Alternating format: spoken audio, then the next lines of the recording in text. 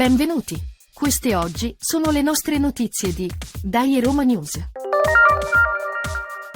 Apriamo il notiziario con il commento: Tu cuoque Roma, figlia mea. La Roma a Rotterdam ha perso per 1-0 contro il Feyenoord, anche se la squadra ha giocato una buona partita.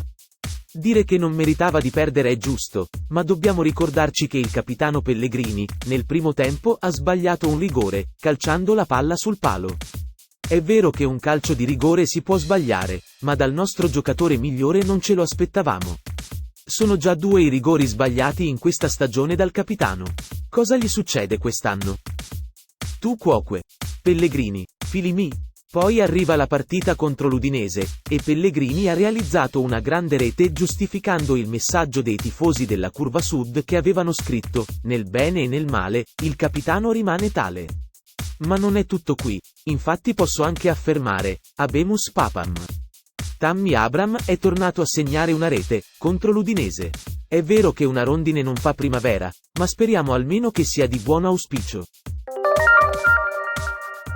Nella partita di andata dei quarti di finale di Europa League contro il Feyenoord, il centravanti Tammy Abraham ha subito un infortunio alla spalla destra.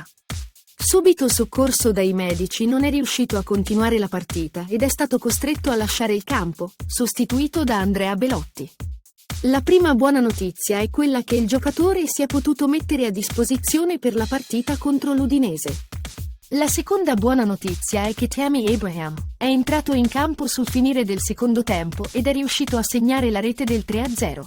Una volta tanto si può dire che la fortuna non è stata cieca e che la sfiga ha voltato lo sguardo altrove. Nuova puntata della telenovela sullo stadio della Roma. Vediamo le ultime notizie. La giunta Gualtieri aveva dato l'ok alla delibera il 7 febbraio.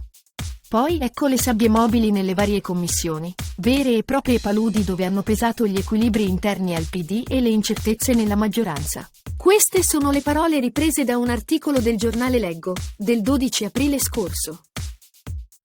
Lo stesso giorno, il quotidiano Il Messaggero riportava: ci sono 4 emendamenti già scritti, tutti a firma della vicepresidente della Commissione Urbanistica, Antonella Melito, e ora all'esame degli uffici del Dipartimento Urbanistica.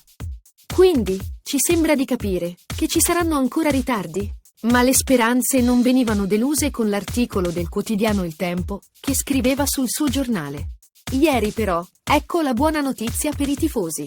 Daremo il via libera della Commissione Urbanistica la prossima settimana per andare in aula a fine mese, con una soluzione utile alla città. Questo ha scritto il presidente della Commissione Tommaso Amodeo. Poi un grande colpo di scena. Il primo ricorso contro lo stadio della Roma di Pietralata è stato respinto dal TAR.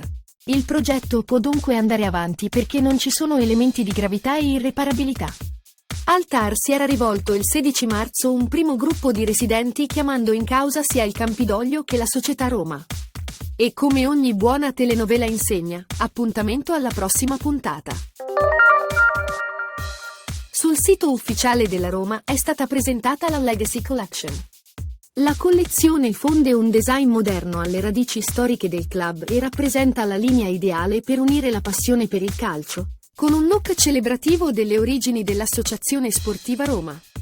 La Legacy Collection si compone di una maglia verde con una banda bianca all'altezza del petto, ispirata all'iconica divisa della Società Sportiva Alba. A questa si aggiungono 2 capi pre-game, entrambi espressione di un'estetica che unisce la tradizione a elementi moderni. Dopo la sconfitta rimediata a Rotterdam, ecco una buona notizia per la Roma e per i suoi tifosi. La prefettura consentirà alla società di vendere i biglietti per il settore dei distinti nord-ovest, settore che era stato riservato ai tifosi olandesi e che sarebbe rimasto vuoto nella gara di giovedì prossimo. Questo a causa del divieto di trasferta dei tifosi olandesi. La Roma ha ricevuto il permesso per mettere in vendita i biglietti del settore e quindi anche con il Feyenoord ci sarà il tutto esaurito. In conclusione do la parola a Parla Pasquino. Oggi vorrei parlarvi di un certo strabismo giornalistico, di quando si parla della Roma e delle sue restrizioni per il mercato. Per esempio, vediamo cosa ha stabilito la UEFA per la Roma e per l'Inter. Sanzioni monetarie. La Roma dovrà versare 5 milioni di euro, l'Inter 4 milioni. Se non le rispetteranno, allora la sanzione aumenterà a 35 milioni per la Roma e 26 milioni per l'Inter.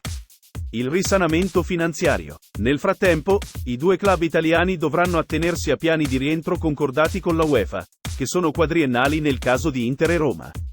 I limiti al mercato. Entrambe hanno un obbligo di mercato inattivo per 2 anni. L'esclusione dalle coppe. In caso di inadempimento, il massimo della pena previsto per Roma e Inter è l'esclusione dalle competizioni UEFA dal 2027-2028 al 2029-2030. Detto ciò, vorrei sapere perché si scrive sui giornali che la Roma è un club che deve viaggiare con il freno a mano tirato, a causa delle rigide norme del fair play finanziario, mentre l'Inter può permettersi di acquistare ciò che gli pare. Ai posteri l'ardua sentenza.